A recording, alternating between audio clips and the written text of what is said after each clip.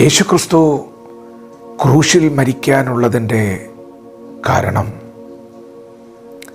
ഞാൻ തന്നെയാണ് എന്ന് വിശ്വസിക്കുന്ന ഒരു വ്യക്തിയാണ് നിങ്ങളെങ്കിൽ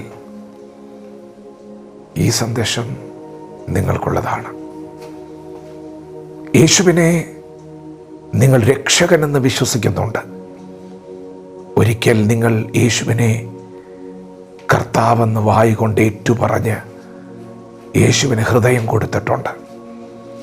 അങ്ങനെയെങ്കിൽ ഇന്ന് പകൽ നിങ്ങൾ ശ്രദ്ധയോടെ ഇത് കേൾക്കണം. നാടെങ്ങും നന്മ ചെയ്ത നമ്മുടെ കർത്താവായ യേശു ഒരിക്കൽ പരസ്യമായി നിന്നുകൊണ്ടൊരു ചോദ്യം ചോദിച്ചു. എന്നിലുള്ള പാപത്തെക്കുറിച്ച് ബോധം വരുത്തുവാൻ ആർക്ക് കഴിയും? ആ ചോദ്യത്തിന് മുൻപിൽ എല്ലാവരും മൗനമായി. കാരണം നന്മയല്ലാതെ നമ്മുടെ കർത്താവ് ഒന്നും ചെയ്തിട്ടില്ല. കുരുടൻ്റെ കണ്ണു തുറന്നതൊരു പാപമാണോ? മുടന്തനെ സൗഖ്യമാക്കിയതൊരു പാപമാണോ? പക്ഷപാതക്കാരനോട് കിടക്കെടുത്തു നടക്ക എന്ന് പറഞ്ഞത് പാപമാണോ? അവൻ ചെയ്തത് മുഴുവനും നന്മയാണ്. തിരുവെഴുത്ത് പറയുന്നു, അവൻ പാപമെന്തെന്ന് അറിഞ്ഞിട്ടില്ല, അവനിൽ പാപം ഇല്ല. യേശുവിനെ പീലാത്തോസ് വിസ്തരിക്കുമ്പോൾ 3 വട്ടം ജനസമൂഹത്തെ നോക്കി വിളിച്ചു പറഞ്ഞു, ഞാനിവനിൽ ഒരു കുറ്റവും കാണുന്നില്ല. പിന്നെ ഒരു പാത്രത്തിൽ വെള്ളമെടുത്ത് കൈ കഴുകി പറഞ്ഞു, ഈ നീതിമാന്റെ രക്തത്തിൽ എനിക്ക് പങ്കില്ല. അതെ, നിങ്ങളത് വിശ്വസിക്കുന്നുണ്ട്. നാടെങ്ങും നന്മ ചെയ്ത യേശുവിന്, പാപമെന്തെന്നറിയാത്ത യേശുവിന് ക്രൂശ് മരണം ലഭിക്കാനുള്ള കാരണം ഞാനാണെന്ന് പറഞ്ഞാൽ ഒന്നുകൂടി അത് വ്യക്തത വരുത്താനുണ്ട്. നിങ്ങൾ ശ്രദ്ധയോടെ കേൾക്കണം.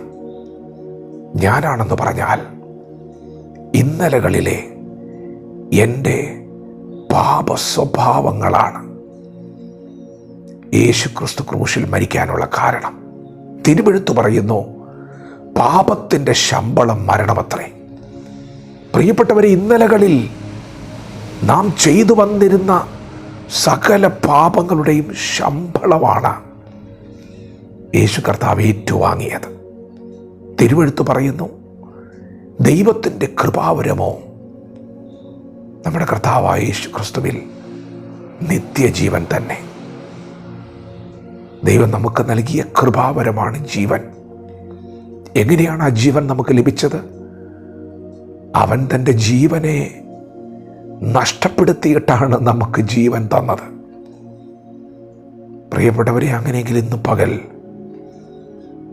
ഇന്നലകളിലെ നമ്മുടെ പാപ സ്വഭാവങ്ങളാണ് യേശുവിനെ ക്രൂശിച്ച് കൊല്ലാൻ കാരണമായതെന്ന നല്ല ബോധ്യം, തികഞ്ഞ ബോധ്യം നിങ്ങൾക്കുണ്ടെങ്കിൽ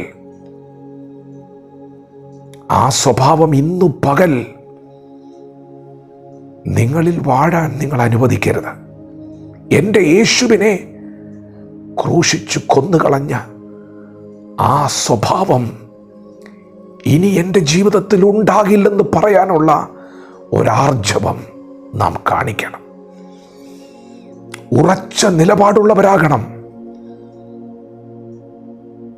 ചെറുതെന്ന് എനിക്ക് തോന്നിയതും ലോകത്തിന് തോന്നിയതുമായ പാപങ്ങൾ, അത് ദൈവസന്നിധിയിൽ ഗുരുതരമായ വിഷയമായിരുന്നു. തിരുവെഴുത്ത് പറയുന്നു, സഹോദരനെ മൂഢ എന്ന് വിളിക്കുന്നവൻ നരകയോഗ്യനാണ്. ന്യായവിധി സഭയുടെ മുമ്പിൽ നിൽക്കേണ്ടി വരും. പ്രിയപ്പെട്ടവരെ, ലോകം ചെറുതെന്ന് കാണുന്നതെല്ലാം ദൈവസന്നിധിയിൽ വലുതാണ്. ഇന്ന് പകൽ ആ തീരുമാനമെടുക്കണം. ഇന്ന് പകൽ ഉറച്ച നിലപാടിലേക്ക് വരണം. ഇനി ആ സ്വഭാവം എന്നിൽ വാഴുകയില്ല. ഞാൻ ആരോടും പിണങ്ങുകയില്ല. എൻ്റെ ഹൃദയത്തിൽ ആരോട് ഞാൻ കയ്പ് വയ്ക്കുകയില്ല. ഞാൻ ആരോടും ദേഷ്യപ്പെടുകയില്ല. ഞാൻ ആരോടും മിണ്ടാതിരിക്കുകയില്ല. ഞാൻ എല്ലാവരോടും സമാധാനം ആചരിക്കും. ഞാൻ എന്നാലാവുന്നതുപോലെ എനിക്ക് ദൈവം നൽകിയ കൃപയിൽ ഞാൻ എല്ലാവരെയും സ്നേഹിക്കും.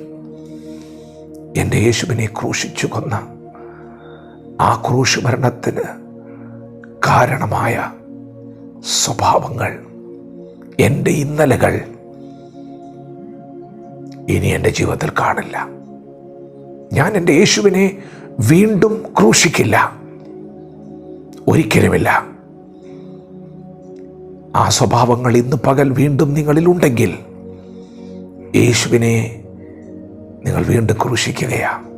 ഇല്ല, അത് ഇനി എന്നിൽ ഉണ്ടാകില്ല, അതുണ്ടാകത്തില്ല. തീരുമാനമെടുക്കുക, ഉറച്ച നിലപാടെടുക്കുക, ദൈവവചനത്തോട് പ്രതികരിക്കാം. ദൈവം നമ്മെ ഓരോരുത്തരെയും ഈ പകൽ അനുഗ്രഹിക്കുമാറാകട്ടെ. ആമേൻ.